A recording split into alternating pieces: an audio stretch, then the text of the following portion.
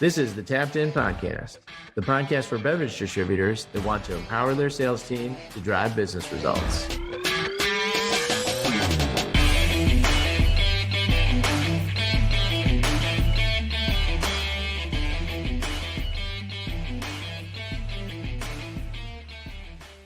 Listen up and welcome back to another episode of the Tapped In Sales Podcast, your podcast for beer distributors by beer distributors. I am Bud, your hostess with the mostest, here with Moneyball Ross and Data Mike.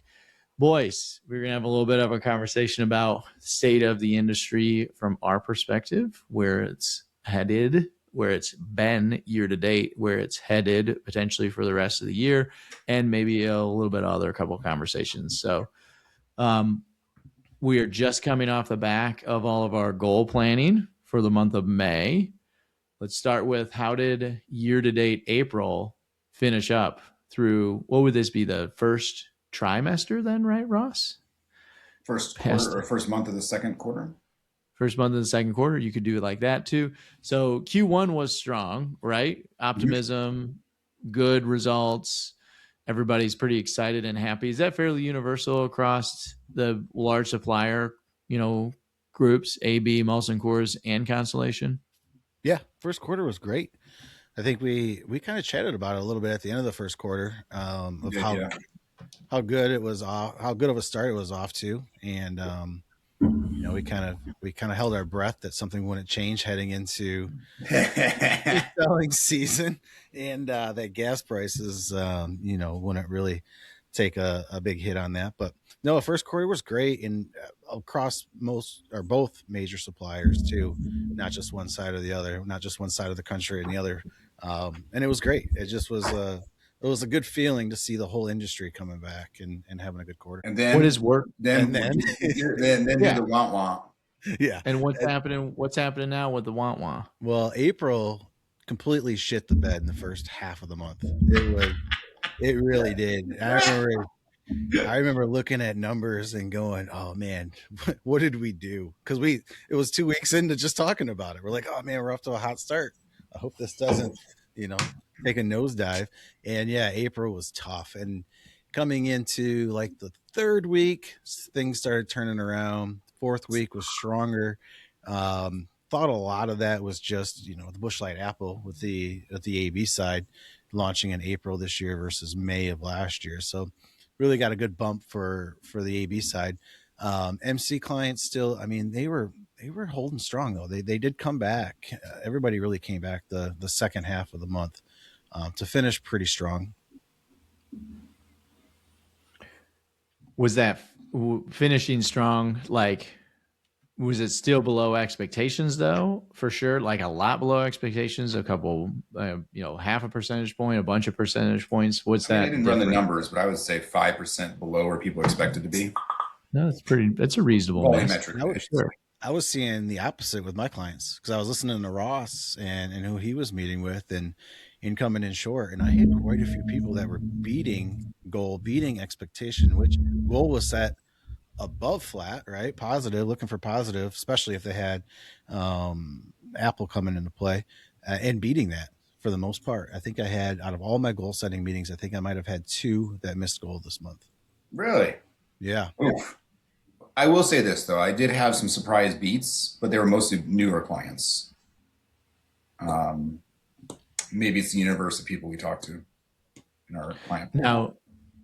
Now, what is people? So we kind of hit the wall. Do we think that that's really related to gas prices at the end of the day and genuine fear of consumption and everything else is going on, or is there something else underlying? Is it just that? I mean, it's easy to pick on that, right? Mm-hmm. You gas shoot up that quickly. It's anywhere between mid 4s to high 5s, 6s, depending on where you are across the country for regular gas. Diesel's even higher. Is it easy to blame that, or is there something else going on too? I think it's the easy one to definitely blame. I heard a lot of people with weather and things like that, not having, I know in Michigan, we received a lot of rain, certain parts of the country, colder than expected, and lots of rain and thunderstorms. So, there's a couple things that play into it, but you have to think that gas prices are playing into something, right? And talking to some clients heading into Memorial weekend in May here and trying to plan out and forecast where expectation should be for May. And some clients are optimistic, thinking that gas prices will keep people in their market rather than Hmm. traveling away, going on a road trip or going, on vacation or camping somewhere, and hoping that, hey, we'll see a little bit of a bump from this. And the clients that have the locations that people would travel to are thinking, yeah, we won't see the traffic that we typically do. Some people will probably stay home because of those gas prices. So if they didn't play a role in April, I think because of Memorial Weekend, they may play a role in that. Just people either staying home and not traveling or not going to as far as they typically would. I mean, I think that's an interesting call out. I mean, one of the anecdotes that I had was they had the three worst performing reps that we zeroed in on. They were all on the beach vacation driven community section of the territory, and it was just abysmal year over year. Um, so that I mean, to your point, Mike, maybe again, if we look across our markets, if you've got sections of your territory that are tourist driven from distance, maybe they were negatively impacted. It's interesting. So you even saw that at one specific client that plans and maybe a tourist area into somewhere that's not as touristy, and I've even noticed that fast. Yeah. Yeah, I mean, it was three reps. I mean, they were at the bottom, all three of them. Both of you. And one was on premise, two were off premise, and they were all in the same area, which was a beach community. So both of you saw this with two different clients. Yeah. My example would be Missouri. Mine was Florida. Fascinating. Yep. Fascinating. Down by the lake. Oh, and Texas. The lake. And there was one in Texas too. Really interesting that it's that even that hyper local. I mean, that makes sense too. If you've got a market and a territory that's fairly widespread, then has genuinely different markets or different areas of the market. That makes a lot of sense. Looking ahead, Ross, you're kind of a globalist. You're in the news on a regular basis. Read a plethora of news better than I think I do, or Ross or Mike does. We've got major tailwind. I mean, we always thought it was going to be that major tailwind on the World Cup, primarily being played in North America and in the U.S. Lots and lots of games here. Now with jet fuel prices, airfare increases, people probably would have had much of their airfare booked before for the World Cup if they're coming from overseas before this event happened or before the war in Iran started. More than likely, right? Most people book international travel. Maybe I'm the psychopath on the call that does, but 6 months or more out. So probably had much of it booked because we're only 60 days into this, fighting and into the chaos in the Mideast. But now we're talking about availability of jet fuel as well, not just the price of it, but also availability of it. Do we think this turns into a headwind? Not as many tourists will come to the US because of it? Are we going to see people cancel flights into the summer, limit flights into the summer? Are we thinking that might be an issue, or is that more of a projection right now rather than a reality? I mean, what do you think, Mike? That means Ross hasn't formed an answer yet. I don't have an answer necessarily on this one. I mean, I don't know. I mean, speaking of the World Cup too, this is just a sidebar. What popped into my head. The pricing just in the localized communities where the events are being held, the New York location. Did you see what they're doing with the train over there? No. What's the name of the venue? It's not MetLife, is it? The venue in New York. My life is in Jersey. I World forget the name Cup. of the venue, but there's no parking. It's basically in the corner of two highways, two expressways. Parking is just a mess, right? And people rely on the train. They park offsite. They rely on the train to get them there. And I think they're playing everything at MetLife. I mean, the final FIFA World Cup is at MetLife Stadium on Sunday, July 19th. Yeah, they jacked the only way to get to the stadium is that train, and they jacked the prices from $7 a ticket to $125 a ticket. Surge pricing on the train. Unbelievable. On top of your ticket prices, and now you're paying for 2 or 4 people to go on that train just to get you there. Talk about grabbing the bag. Yeah, and the other locations are not doing that. Their prices are staying the same. It was quite interesting. I can only find that they are playing at MetLife. That's That the could only venue I can that see. makes sense. And we drove past that. I mean, that parking lot, and they're going to have Well, it's all right that. by the air. It's not super far from the airport. Right, but you can't walk there because it's in the corner of two highways. You'd have to skip across highways, expressways to Yeah. get there if you walked. And that's what So they're saying. It's just going to be a logistical nightmare. So you have to train. You or have to train in from the city, or You can can train Uber, in. but there's no cap on any kind of rideshare program. So who knows what those prices are going to be. The parking lot was blocked off. I don't think they're allowing people to park there because of whatever. And because of the highways where they are, it's impossible to walk there unless you skip across and play Frogger across the highway. What a mess. Yeah. I've heard from other clients that like the zone, these places that have Super Bowls, right? That the zone of blocked streets is considerably larger than even when they run a Super Bowl. So the safety zone, I think, is what people would call it. Like the safety zone around the arena is considerably larger than even for a Super Bowl. Hence why they're probably not letting people park at MetLife. Yeah. Because it's not like they got plenty of parking there. They host all kinds of sporting events, activities, and that's where the Jets play. So for anybody who goes to watch the Jets because they suck, you can go park there while the Jets are playing, but you can't park while the World Cup is going on. So we're still toss up. I mean, it's got to be some kind of a headwind. I would dare to. I mean, have you seen the price of these tickets? I mean, these people are not price sensitive individuals. I don't think they give a damn about an extra $200 for airfare. I don't think that where my head is at with it is that it's not a fear of the cost increase. It's a fear of do I even have the supply of jet fuel to get here as well? Like, will the airlines be able to maintain the schedules that they have planned for the summertime to move back and forth across? I mean, Sarah and I have got a trip planned as well later this year. It's all the way out until September. Will they even be running as many routes if we genuinely get light on fuel capacity? Let's re-ask the question, Ross. Like, are we seeing prices is going up? That's one thing, but are we seeing restriction on supply yet? Do we still have enough supply globally? I think there's enough supply globally. It's what's the price you're willing to pay? Yeah, right. I mean, it's a liquid, no pun intended, liquid global market. So, I mean, we're exporting a lot from the United States right now, and I suspect a lot of it's heading to Europe. But if we've got the supply, I'm with you, Ross. People will fly. They will not stop this, and price sensitivity is limited. They booked with Spirit, then they will not be flying. That's correct. They won't. They won't be flying with Spirit. You got like one of the last flights in on Spirit too, Mikey. I know, and it's funny because when I got off that damn plane, I said, "I'll never fly Spirit again." Well, I guess I'll never fly Spirit again. You manifested it. Yeah, for sure. We flew Spirit quite a few times to get to Florida. It's direct flight from Detroit to Florida, where we always go. Never had an issue. Cheap prices, right? Lots of routes, and this was my first experience with Spirit where I had to catch a connector, and it was spring break week, so it was just, the cards were not in my favor that day at all, or that weekend.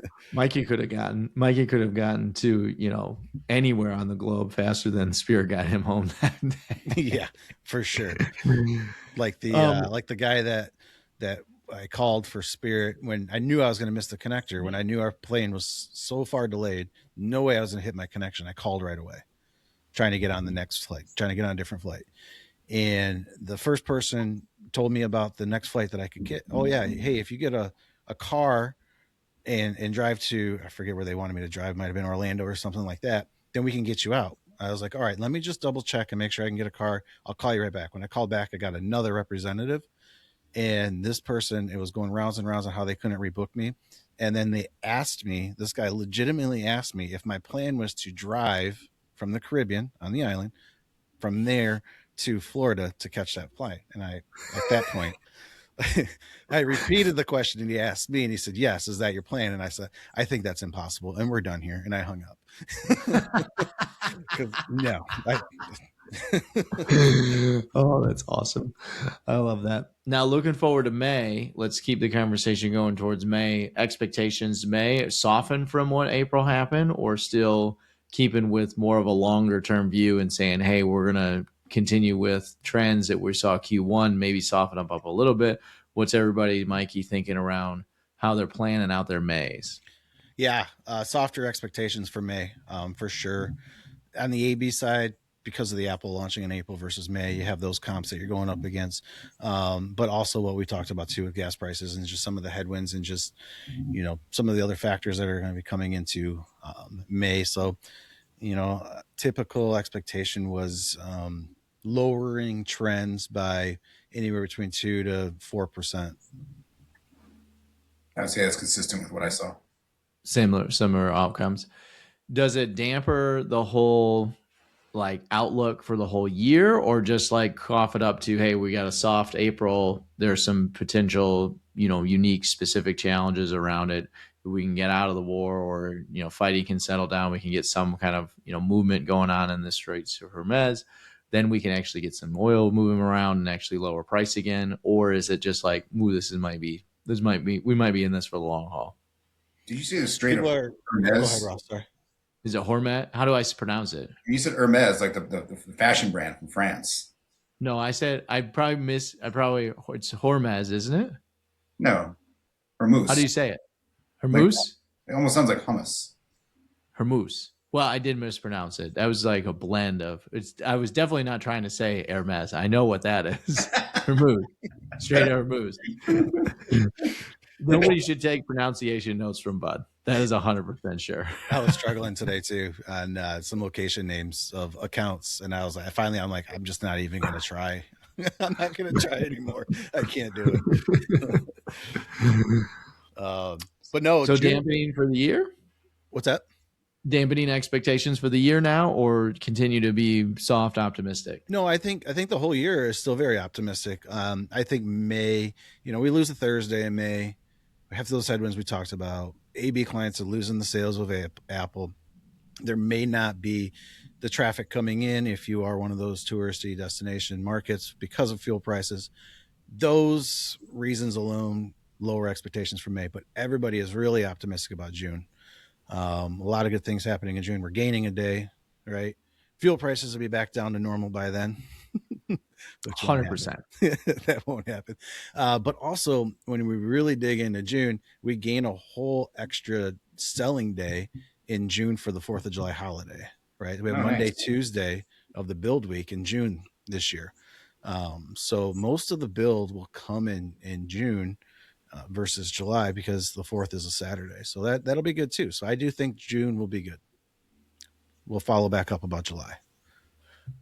We can, yes. Ross, anything to add there as people look into June? No, that sounds about right. Now, speaking of Busch Light Apple, how is it off the presses? Hot, moving, doing what it needs to do? Yeah. Lots of allocations too. All gone, lots of allocations. Is this a one-shot pony this year, or is it a two-shot pony? I haven't heard about any second shots of you. Yeah, no, there was 2 shipments, real close. It was all released in one window, but there was like a second shipment that came in smaller than the first. Some people held back for some supply and demand. They're holding it for a week or two, and then they're going to launch it to kind of create some buzz and some excitement around it. But most people that I spoke with are completely out. It's not only out of the warehouse, but it's mostly out of the market as well. But that'll be it. They'll do Lime again later in the year. We'll see how that goes. I don't know if we want to do any bets on that, but you also have the pickle beer, right, from Pabst that was released. I have seen quite a few pictures. I haven't tried it yet. I do need to go and pick some up and try it, but I did see some pictures of some local bars around here on their social media mixing it with like a Bloody Mary mix, making a bloody beer with pickle beer. Mm-hmm. And then there is there's some talk about the Keystone Apple coming later this year too. Is that not out yet? It is coming. It's not out yet though. I don't think it's out yet. No. You don't think it's out yet. So look at this. You guys have probably, Ross, I don't know if you've seen this yet. I have not but seen here's it. what it looks like. What? Yes. No, that's a joke. I haven't seen the picture yet. No, it says AI generated. You made that up. That's not real. This is 100% real. That cannot be real. It's 100% real. It says Molson Coors launches Keystone Light Apple, the most American light beer in America. It says AI generated. Celebrate responsibly. It's what it says, but Keystone It's what it Light, but says. it's just reported by Beer Market Insights, bro. They got a whole commercial and everything, dude. Dude, this. I mean, I hope people are looking at this. This is ridiculous, It's America, dude. yeah. Here we go. The thing's wearing a the eagle's wearing a bandana. This is even better. Here, let me share. Right? Let me share this screen with you. We'll get the audio going here. So let me There's share audio? the window. This is a commercial.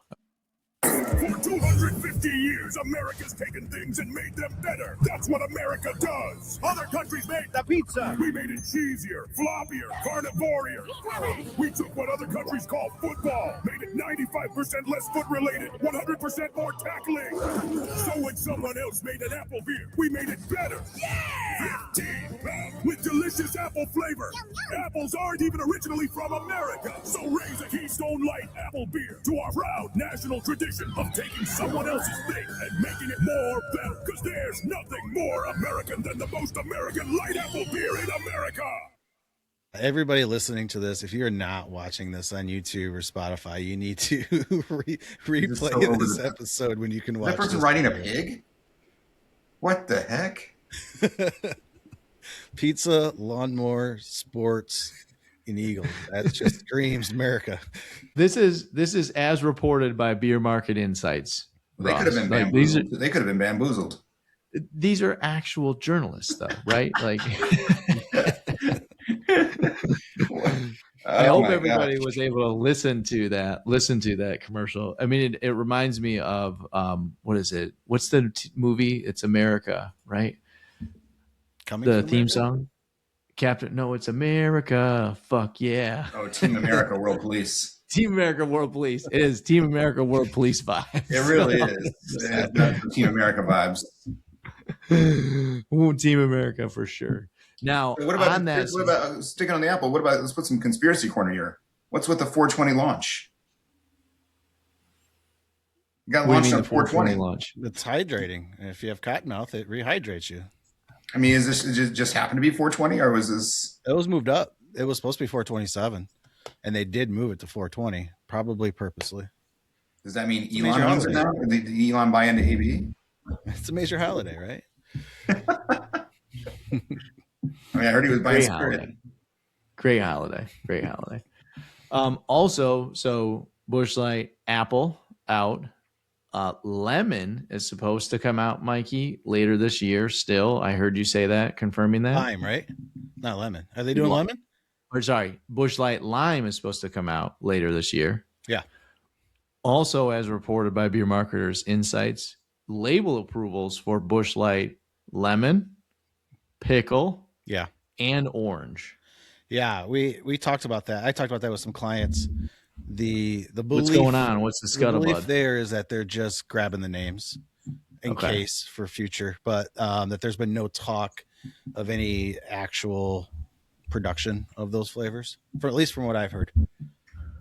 Which ones do we like the most? Oh man, I'm a pickle lover. Bring that pickle beer. You want the pickle beer? Well, let Paps kind of test the waters and see if there's a market for it. But pickle flavored anything's hot right now, right? Jeez, I'm old enough to remember when innovation was like Berliner Weisses. This is depressing. Did you like the pickle beer you drank a few weeks ago, Ross? I didn't buy it. I just took a picture of it. Oh, you just took a picture of it. I couldn't bring myself to do it. So Sarah's pumped about the pickle beer because if you guys have never had, have you guys seen Pickle de Gallo before? Pickle de Gallo, no. So if you go check it out, it's called, it's Pickle de Gallo from Grillios, which is the same brand that is doing the same brand that's doing the pickle beer with Pabst. And it's instead of, the normal Tegallo, right? Or Pagallo, right? This is Pickle de Gallo as well. And it's incredible. It's like a relish on steroids. It's the best for summer. If anybody can go find it in their market, it's perfect for hot dogs, hamburgers, all that good stuff. Sloppy Joes, if you're crazy enough like me to put relish on it too. I like Busch Light Orange. I feel like that would go well. You think it goes That well would- with Bud Light Orange? You think so? No, I don't know. I'm not a big. I don't know. I laughed at Busch Light Apple when it came out. When we got that first low to order it, I remember sitting in our office talking about why this wouldn't work, and you gave me that same look. You're like, I don't know, and I'm like, dude, Red's Apple consumers are over here. Busch Light consumers are over here. I don't see any crossover. There's nothing, right? And then all of a sudden, boom, we sold it all in a day. So who knows? It was gone. Who honestly knows? I think pickles are hot. There's so many different things. I don't know if you can sit down and crush a 30-pack of pickle beer though. That would be hard. But bloody beers, just the pickle beer, or even when you get your shot of Jameson, instead of doing it with a pickleback, do it with a Busch Light, pickle or a Pabst pickle. Slam. That's your chaser for your Jameson shot. Do you think anybody does a mustard and salt rim with a pickle beer?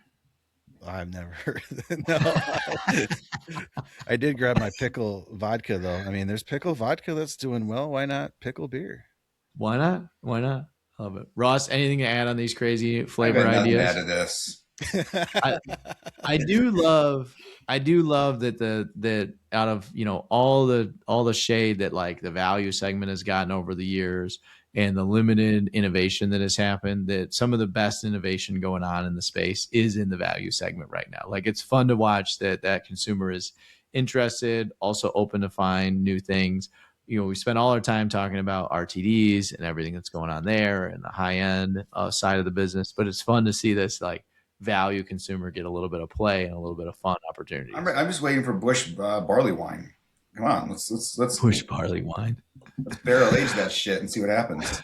I love it. Well, anything else that's been going on in the market or in the space that you guys want to touch on at all for today? I think people are, they're excited about the first quarter so far. Survived April, hunkered down, get through May, and then have a great summer. Yeah. But as far as like, new innovation, things like that, or anything that's crazy going on, no, it's not that I have. Have we seen, or Mikey, have you seen, because you've been on the market, I haven't seen it yet, any of like the vodka-aid stuff or any of the aid drinks? I have yet? not. I had a customer I talked to. It was they blew through their first shipment and they were delayed on the next because it was so hot. Okay. Really? So it is busy. What Good part start. of the country was that, Ross? The middle section. Middle section. Central Plain Interesting. States. It's a place that's flat, so that maybe that'll help. Central Plain States. That's funny because that's like probably the biggest non-major brewer innovation is in that space right now. Coming to market, none of the major brewers have moved in that direction. It's all stateside and somebody else that I don't No, it's remember. Surfside, right? Oh, I guess that is stateside, right? It's stateside. It's Surfside. Yeah. Yeah. Yep. So it's some mothership of stateside, and they're moving that direction. But there's somebody else in the space too, Ross, There that's is. got the same kind of thing. But I don't remember who it is. Yeah, I don't remember. And great idea, like incredible idea when you think about Gatorade and vodka, and we'll see how long or what kind of legs it has long term. Did you grab the price point on that? I'm just curious. I'm assuming singles, right? It was high margin. Yeah. So it must be a fairly high price point. And there's, I think it's the singles same. only? No, it's 12 packs. Is it 12 packs? I think it's 12 or 8. It's whatever package configuration that Stateside and Surfside are doing already. Yeah. At least for that supplier. I don't know what they're doing for, singles on that space yet, because I haven't seen it in the market. I haven't been with anybody who sells it yet, but at some point in time, I think we will very, very soon. Coming to a market near you if you haven't seen it yet, for sure. I like all the tailwinds that we've got still. The biggest headwind is going to be the gas, but we've been talking about this on the pod for a while. Maybe it keeps people at home. And, as Lester talked about, $4 a gallon in gas in 2016 or 2026 isn't the same as what $4 a gallon of gas it was in 2016. Mm-hmm. And, Mikey, here in Michigan, it's $4.75 and change. How much is it out in your neck of the woods, Ross? It's expensive. Yeah, 4 or 5. It's in that I think mid we're, I fours. think we're over 5. You're over 5 as well. Yeah. I mean, it's a big number. I'm surprised that we are not seeing as many people cry about it. In 10 years ago, people would have been losing their minds about $4.50 a gallon of gas, $5 a gallon of gas. Absolutely losing their minds. Here's a final question for the day. So beer distributors dealing with price increases on all the gas and that.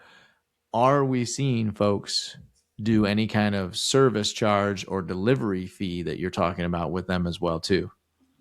Great question. And I had a client reach out to me last week, asking and inquiring about what other people are doing, because that they wanted to move to that sort of structure, on a delivery fee, flat rate. Already had a minimum, had a total invoice minimum for delivery. But so we talked about it, did some research, came back, and yeah, they did implement that new policy with a surcharge for delivery.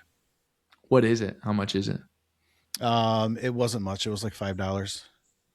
$5 a delivery. Yep. Except for Dollar General. Dollar General was more. $7 for Dollar General, because DGs were more. They charge a invoice processing fee for delivery, so they just kind of put that back on them. I had the same reaction, bud. I'm like, oh, okay. I go, why more for Dollar Generals? And he's like, well, they charge us to process our invoices, so we'll charge them more for gas. That is so good. I love the petty nature of DG. Right on brand with me. Do the same thing. I would charge DG triple. They're such a pain in the ass to do business with. Yep. Oh my God. One more automated email from them about how we're magically out of stock of something which they don't stock the shelves on, and it'll lost my mind. Or that they don't even carry. We used to get the out of stock notifications daily, and we're like, that package isn't even in their set. So good. We're going to get the same email tomorrow and the next day. Funny. That is so funny. I love it. Ross, you seen anybody do surcharges, deliveries? I haven't heard anything about that with I'm only board of setting. I haven't either. Just one client that made me bring it up in Michigan, and some of this is state legislation for the listeners out there, just to see some of the weirdness that goes on in the world. Michigan, you can't do it. No license to license fees, or licensee to licensee fees. So if you're a brewer or a winemaker or a spirits manufacturer in some way, you can't charge your distributors a fee. Same thing, distributors can't charge retailers, and it can't work its way back up the food chain either. So even some really interesting dynamics and legislative stuff across the world, which makes our world fun, right? That's one of the things that's great about our distributor and beverage alcohol world. Well, boys, thanks for joining us today on the pod as well. For those of you out in listener land, continue to like, listen, subscribe, share with a friend. You can hit us up with info@vxptech.com with any kind of questions. That's info@vxptech.com. I am your hostess with the mostest, Bud, here with Moneyball Ross and Data Mike. You boys rock. You guys have a good weekend, and cheers.